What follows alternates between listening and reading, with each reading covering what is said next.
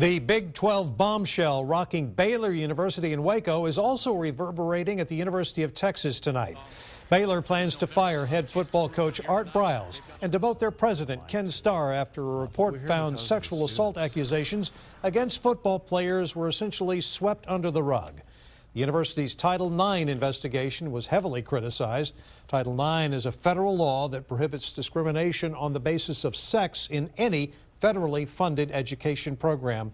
And Title IX investigations into sexual assaults on campus have been an issue across the country. KXAN's Chris Sadeghi joining us live with more on how some of it has even been happening here at UT Austin. Well, Robert, we told you back in February that UT was being sued by an attorney who said the university's investigations into sex assault were expelling students without due process. Today, he says the Baylor situation was on the opposite side of the spectrum, but with the same root cause.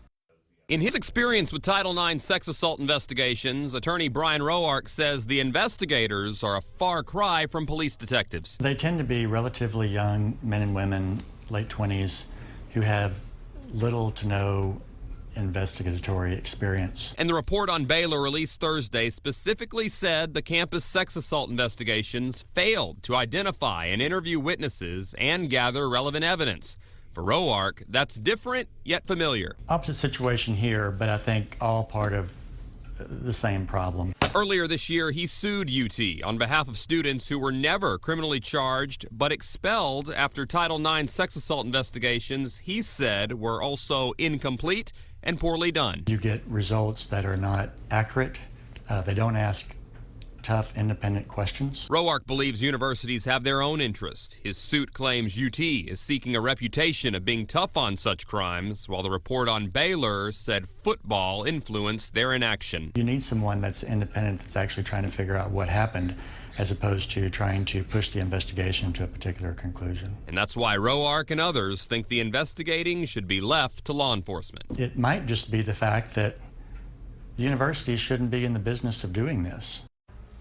And there was a bill filed in Congress last year that essentially would keep universities from doing their own investigation and discipline on these cases unless law enforcement is involved. We did try to speak with UT's Title IX department today, but because of the situation at Baylor unfolding, they were unable. Chris, thank you. The University of Texas system is also putting a lot of resources in preventing sexual assaults on its campuses. Last August, UT announced it would spend $1.7 million on a multi-year study on sexual assaults, dating violence, and sexual harassment. The study includes questionnaires for students, surveys, and focus groups of faculty, staff, and campus law enforcement. Results will be used to develop programs and policies to create a safe learning environment for everyone.